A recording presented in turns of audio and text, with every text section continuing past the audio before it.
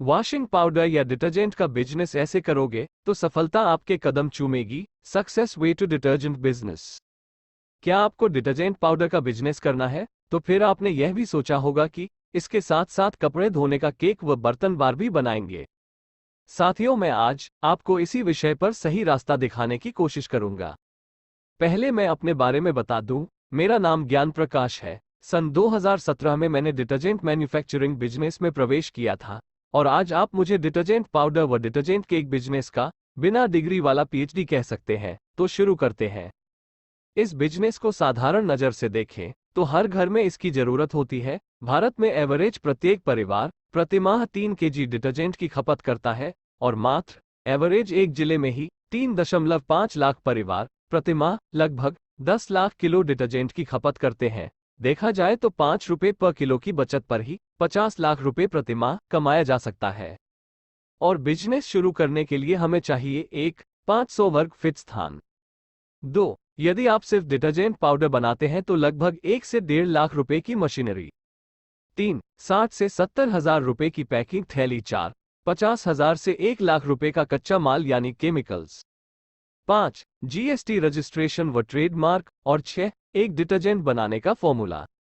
बस हो गया। अब आपको बताना चाहता हूं कि इस बिजनेस के लिए हमें मशीनरी और रॉ मटेरियल बड़ी आसानी से मिल जाते हैं और हमें फॉर्मूला तो YouTube पर 1-2 नहीं सैकड़ों यूं ही मिल जाते हैं। और ऐसा भी नहीं है कि इंटरनेट से मिली जानकारी सभी गलत ही हो, लेकिन फिर भी बहुत सारे लोगों को असफलता का मुंह देखना पड़ता है और कारण होता है सही जानकारी न चुन पाना। यह सच है कि इंटरनेट पर हर विषय से संबंधित सभी जानकारी भरी पड़ी है, लेकिन उसे आप आसानी से प्राप्त नहीं कर सकते, क्योंकि बिजनेस संबंधी सही जानकारी को ढूंढना यहाँ इतना ही कठिन है जितना कि समुद्र से हीरा या घूस के ढेर में से सुई। और जब हम किसी गलत जानकारी को अनजाने अपने बिजनेस में अप्लाई कर देते हैं तो परिणाम नकारात्मक ही आते हैं। और यह परिणाम जल्दी नहीं आते, इनको आने में कम से कम 1 से लेकर 3 महीने का वक्त लग जाता है। और परिणाम आते आते शुरुआती बिजनेस में बड़ी मुश्किल से इकट्ठे किए हुए पैसे, सेल्समैन, डिस्ट्रीब्यूटर्स, प्रोडक्ट बेचने वाले दुकानदार और ग्राहक धीरे धीरे बिखरने लगते हैं और इनके बिखरने पर मनोबल टूटने लगता है। मेरे खुद के अनुभव के अनुसार मात्र 20% लोग दोबारा से खड़े होने का साहस जुटा पाते हैं और फिर से कोशिश करने वाले भी इस बात से पूरी तरह आश्वस्त नहीं होते कि पुनः लिया गया फैसला भी कितना सही है। परंतु आप यह ना समझना कि इस तरह शुरू करने वाले लोग बिजनेस को डुबा देते हैं और पूरी तरह से फ्लॉप हो जाते हैं। ऐसा नहीं है। बस होता यह है कि वो बहुत ज्यादा वक्त खर्च कर चुके होते हैं या फिर वो एक सफल बिजनेसमैन ना होकर एक सफल मजदूर बनकर रह जाते हैं। परंतु आप परेशान ना हो, अनुभव अपना हो या दूसरों का, इसकी कद्र करना और फायदा उठाना आना चाहिए। बस बाकी बिजनेस तो आसान सा काम है और इतिहास गवाह है कि एक दृढ़ इच्छा शक्ति किसी भी इंसान को रंग से राजा बना सकती है। डिटर्जेंट बिजनेस में सफलता प्राप्त करने के लिए केवल इन बिंदुओं पर सही से ध्यान देना है। मेरा मानना है सफलता तो कदम चूमेगी, हो सके तो आप इनको नोट कर लेना। 1. यह बिजनेस केवल माल खरीदने बेचने भर जितना नहीं है, इसमें आपके प्रोडक्ट में सूक्ष्म लेकिन अति महत्वपूर्ण विशेषताओं का समावेश होना आवश्यक है। इसलिए आप पहले ही यह सुनिश्चित कर लें कि ऐसे कौन कौन से केमिकल्स का उपयोग करना है जिससे कि हमारे प्रोडक्ट में सफाई क्षमता के साथ साथ उच्च गुणवत्ता वाले प्रोडक्ट के सारे गुण व फीलिंग्स हों। डिटर्जेंट में विशेष फीलिंग का होना बहुत ज्यादा जरूरी होता है। 2. पैकिंग मटेरियल की डिजाइनिंग कराते समय आवश्यक व जरूरी मापदंडों व विशेषताओं का ध्यान रखें। 3. अच्छे प्रदर्शन के लिए महत्वपूर्ण तथ्यों को अनदेखा न करें। 4. सबसे पहले आप किस क्षेत्र को कवर करने वाले हैं इसका निर्धारण करने में गलती ना करें। 5. प्रोडक्ट का निर्माण मूल्य व विक्रय मूल्य का निर्धारण अत्यधिक महत्वपूर्ण पहलू है।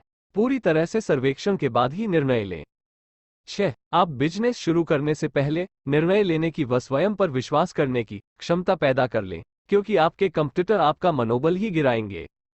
7. किसी भी बिजनेस में प्रोडक्ट का प्रचार एक अति महत्वपूर्ण हिस्सा है और प्रभावी प्रचार के लिए एक सशक्त स्क्रिप्ट व योजना का होना अनिवार्य है। इसका निर्णय विवेक से करें।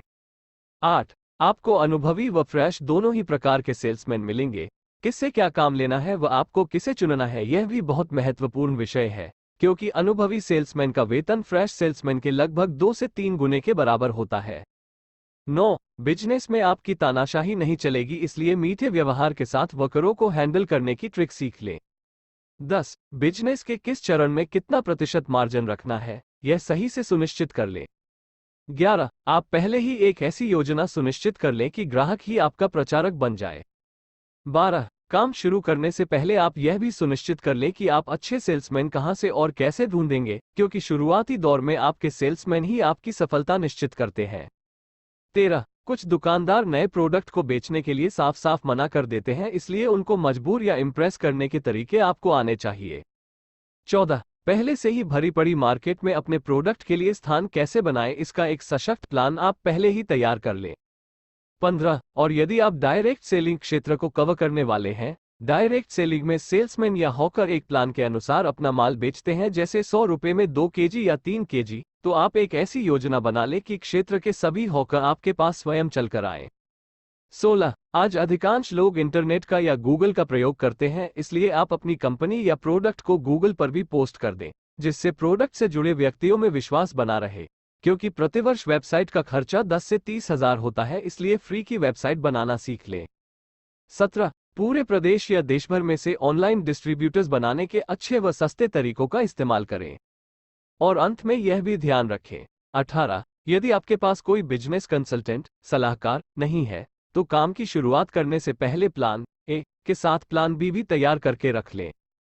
साथियों, मैंने इस लेख में डिटर्जेंट बिजनेस से जुड़े ज्यादातर पहलुओं को आपके ध्यान में लाने का पूरा प्रयास किया है, परंतु इतने कम शब्दों में व कम समय में सब कुछ स्पष्ट कर पाना संभव नहीं है। इसलिए यदि आप डिटर्जेंट का बिजनेस शुरू करना चाहते हैं या पहले से कर रहे हैं और आपका कोई प्रश्न या कोई समस्या है, तो आप हमें इस नंबर 8218209428 पर व्हाट्सएप या कॉल कर सकते हैं। धन्यवाद।